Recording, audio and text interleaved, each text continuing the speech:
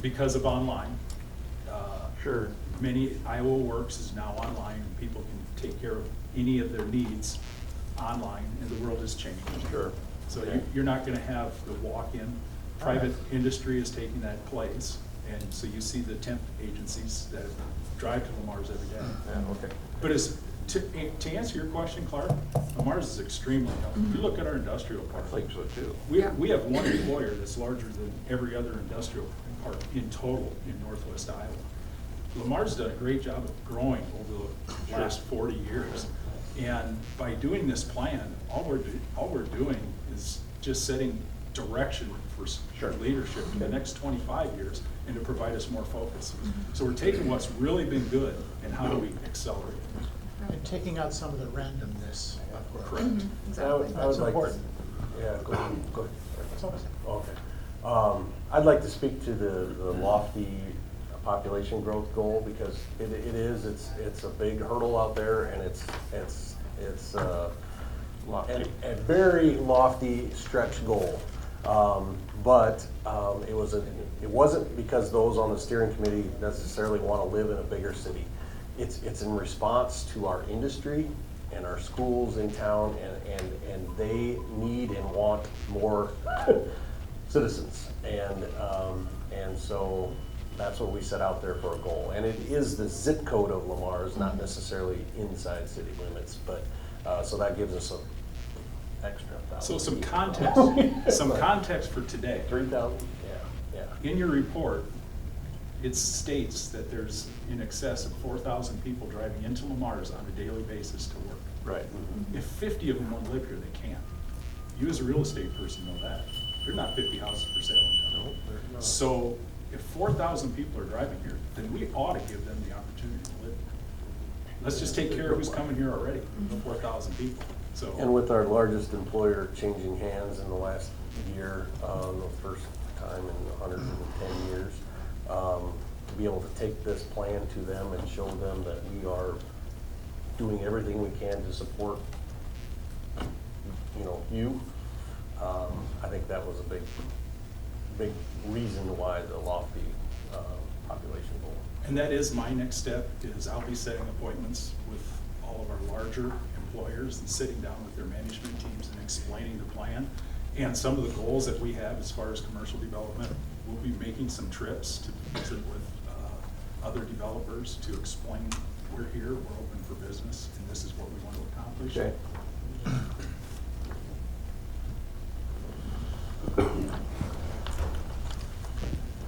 So I'll make a motion acknowledging receipt, appreciation, and approving the community development plan as prepared by our pals at ISG.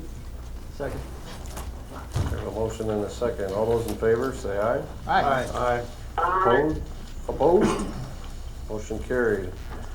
Before moving on to the next item, I do want to name those that were on the steering committee, because this was a big project, a lot of work, and I really value their input. And I know their names published here, but I want to say it publicly. So Jason Becerra, City Administrator; Mark Gall, Community Development Director, City of Lamar's; Mike Donlin, City Councilman, City of Lamar's; Micah Lang, President of American Bank; Dr. Steve Webner, Superintendent of Lamar's Community School District; Dustin Wright, CEO of Floyd Valley Health Systems; Mike Wells, former CEO of Wells Enterprises; Michaela Brown, owner of Brown Century Theater; Steve Schuster, CEO of Schuster Company; and Mike Van Otterloo, County Board of Supervisors of Plymouth County. Some of those folks are out here in the audience, but I really want to thank you for all the effort that you put into this plan. I'm very proud of it, and I think it provides incredible direction for our city, and has already earned the cost of it back to our community already. So it's been quite a process. So thank you. Thank you to the mayor for having that. Thank you. All right, moving on to the Lamar's Interchange Track Agreement. So at the Lamar's rail traffic, as the Lamar's rail traffic increases at the Lamar's Industrial Park, it is necessary to add an additional interchange on the city-owned rail to facilitate continued growth for local industry. An additional interchange is being proposed next to the existing interchange just north of 18th Street and west of Van Sanitation. Burlington Junction has recommended utilizing Design 9 Engineering, who specializes in rail projects. The engineering proposal is to perform a site survey and develop construction drawings to construct an additional track. Staff recommends approving the contract with Design 9 to perform the engineering in order to add additional interchange track to the City of Lamar's rail. The engineering contract amount from Design 9 Engineering is $21,000. Motion to approve the engineering services agreement with Design 9 for proposed rail interchange expansion in the amount of $21,000. We have a motion. I have a question. Looking at their proposal, it looks like we'd have to buy land for some property owners. Are they willing to sell that? Yeah, they've all been talked to. Yep. Probably would just acquire easements as opposed to buy the land outright, given the acres, but both would be on the table. Source of the 21,000? The money tree. American Rescue. No, we have an industrial park fund. And don't we have rail income anyway? I guess I didn't ask the question, but Yeah, I don't know what it is though. but I'm not sure. I haven't seen those checks. How we getting the checks? Once a year.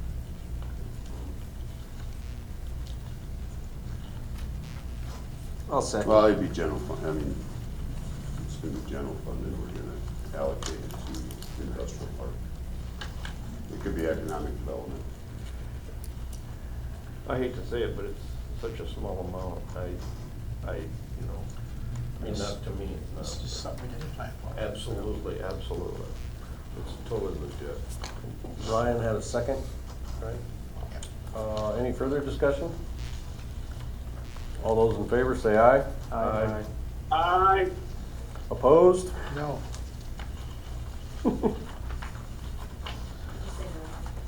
What? Did you say no? Yeah, I did. But it didn't change the outcome. Okay, moving on to the last of the action items. Dustin Wright, CEO, and Daryl Friedenbach, CFO of Floyd Valley Healthcare, will be in attendance to present the plans for a maternal health and laboratory renovation project. Chapter 26 of Lamar's Code of Ordinances requires approval by council for such projects. The project is to take place from March 2024 to August of 2025. The Administrative Committee recommends council approve the project. Project will be paid for with hospital cash reserves. Welcome, Dustin. Thanks, Mayor. And the council for allowing us to be here today. So as the mayor noted, we're Floyd Valley Healthcare seeking city council approval to move forward with our phase 2 of our master facility plan, which includes a remodel of our current obstetric and laboratory departments. The Floyd Valley Board of Trustees approved moving forward with the proposed project at the September 12th meeting and to set a public hearing at the October meeting. So with the Floyd Valley trustee approval, we now need city council approval. As the mayor noted, for our city council, or excuse me, for Floyd Valley Healthcare's municipal hospital, expenditures over 10% of the previous fiscal year gross revenue minus deductions. So in this scenario, any project over $5 million, we would need city council approval.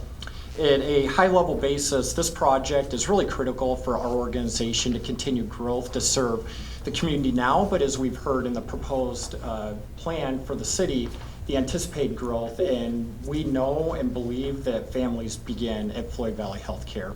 Over the past 3 years, we've averaged right at 100 deliveries. 3 years ago, we were at 120. This plan or this proposed project allows us to continue to grow into the future and brings forward and updates the department in a major way. We have some competitors that compete in our service market for specifically obstetrics, and we believe this plan will continue to allow us to be able to grow into the future and help us remain competitive and make sure that, again, we're keeping families close to home. At a high-level overview, this proposed project would move the obstetrics department into where patient rooms 1 through 4 are currently located, into the front part of the hospital and would move into the old surgery area. And then patient rooms 1 through 4 move into where the OB department currently is for postpartum recovery. This project will double the size of our rooms. You have renderings in front of you that you're looking at right now. That's going to be a great addition for our families. Right now, the rooms are extremely small, so when we have loved ones and our care team in the room, it's extremely tight. These rooms will be double the size. We move the nursery towards the central part of the department. And again, from an aesthetic standpoint, it's really going to be a great addition for our organization. Of note there, as we move into the second phase of this part of the project, we'll be doubling the size of our laboratory. Right now, it's too small. Our team is literally working on top of each other. We have little room for growth, for new equipment. So for us to be able to maintain the growth that we've seen as an organization, being able to double the size of our lab is going to be a necessary component for our team and to be able to service the community in a larger way in the future. I'll stop there for questions that anyone has. Do you need to do any fundraising for this? Mayor, we are going to do a $1 million capital campaign in the community. Okay. That'll be kicking off in a public fashion the middle part of October, and will be the highlight of our November event through the foundation. And we've already been doing some soft request asking, and we've had very good conversations so far. That will just, you're gonna pay for it through cash reserve. That's correct. That would just help. Yep, absolutely. Shore that out. Yep, absolutely. Well, I've had 2 kids there recently, and I'll agree with you, it does need an update. Sorry we didn't get that done sooner for you. 6 years too late. Yep. There's always another one. No. I would just add, this has had a tremendous amount of support from our medical staff, our team at Floyd Valley. They've realized that this is an opportunity for us, and Tara Geddes, Floyd Valley's Chief Nursing Officer, is here. She's led the planning around this, and a huge amount of work has gone into getting it to this point, and we're just, again, very confident that it's going to be a great addition to our organization and how we serve the community in the future. Excited to see it.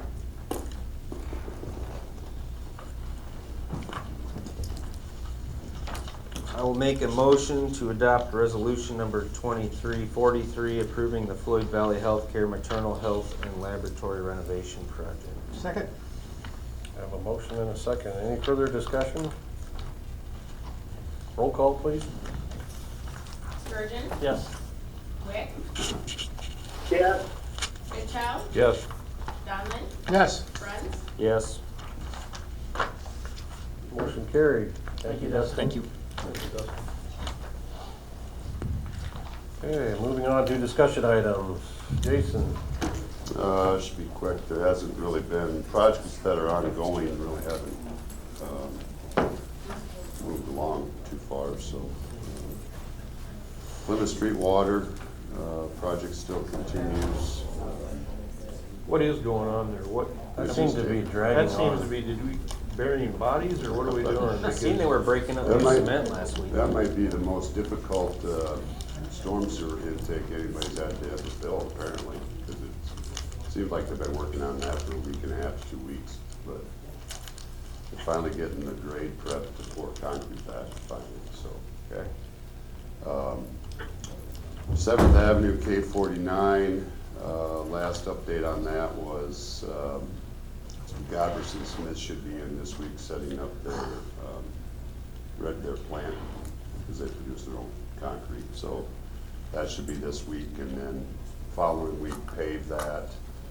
And then once that's done, they're also the contractor on the plywood trail. So they'll use the same plant to produce the concrete to do that. So that's the update on the projects. The one thing I did want to bring up to everybody, because I've been noticing a lot more as I drive around town. For some reason, more and more people are mowing their grass into the street for some reason. I don't, And what I've noticed, it seems to be the same people, but then I notice new people each time, so that is against city ordinance to do that. And it is finable. It is dangerous. Huh? Dangerous to cyclists. Yeah, I mean, so I bring that up because I've noticed it more and more. So on that, it would be the same as snow removal. They get one notice that they violated it, and then it's not a warning after that? Not sure how that one works. I'm guessing that's what it is. What triggers the initial notice? Somebody has to Complaint. observe it and complain. Right. Yeah. It could be a complaint or a city employee, maybe, just observing it as they drive around. Yeah. Usually I see the remnants of it. That's what I'm looking at. Cody. I mean, so I don't know what we need legally wise, Mike. I mean, if it's, Kevin does? I do talk to people when I see it as well. But do you report it to, I don't, Okay. maybe I should start reporting it to Luke for like. I think I would, because that'd be their one warning. Okay. in my Well, opinion. that and if we start enforcing it and people see it's being enforced, because I know I've called Jason multiple times on different properties and said, hey, these clowns out here, you know, just doing this. So, Yeah. I will report it to Luke from now on. Thanks. Okay. that was it. All you have? Joe, you have anything for us? I don't have anything this time. next Mark? time have some. All right. That's 2 weeks now, you haven't had it. I've got a couple just quick things. I know the tool stand by AgriVision, they said the pump wasn't working. The one guy that needed to use it, that rides all the time. So, I mean, that's something we'll have to just look at. It was a donated thing. Okay. The Wasn't trail. working. Oh, well, he was trying to pump his tire and it wasn't getting anything. And this is a guy who knows how to use these things. So, yeah. I haven't tested it out, thank God. Good.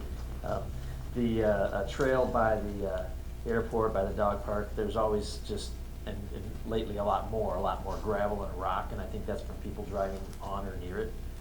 They're just requesting, some of the cyclists at our meeting last night, if periodically if we could sweep it off or look at it, try to police it better. And then the last thing is a serious need to look at, for public safety, maybe the intersection by Love's there, as far as the cross traffic not having to stop, no lights there.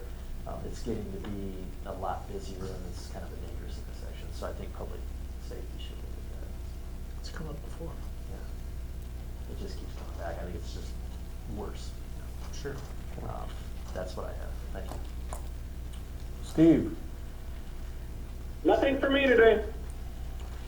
I think you covered my street project on Plymouth, what the delay is, but I do want to mention the National Night Out tonight, and join at the police station. What time? Right, Mayor, 5 to 7, anybody's free to come by while it's raining. You can come indoors and we'll give you a burger. All right. And just hang out and talk and look at some funny equipment. Yeah, 5 to 7 at the police station, so. That's all I had. Clark? Basically, no, is there a projection? I know we've been told this, but for the railroad crossing by Fairway there, what is kind of the projected, Jason, you know? Off the top of my head, I don't know. It That's seemed a- to me it was around 20-some days. I was gonna say Nathan 30. Schultz said the 27th So it's at 20-some at the days. meeting last Thursday. Okay. Yeah. Ryan? Nothing to add at this time? Mike? All right. That's all. Motion to adjourn. Second. Got a motion and a second. All those in favor, say aye. Aye. Meeting adjourned.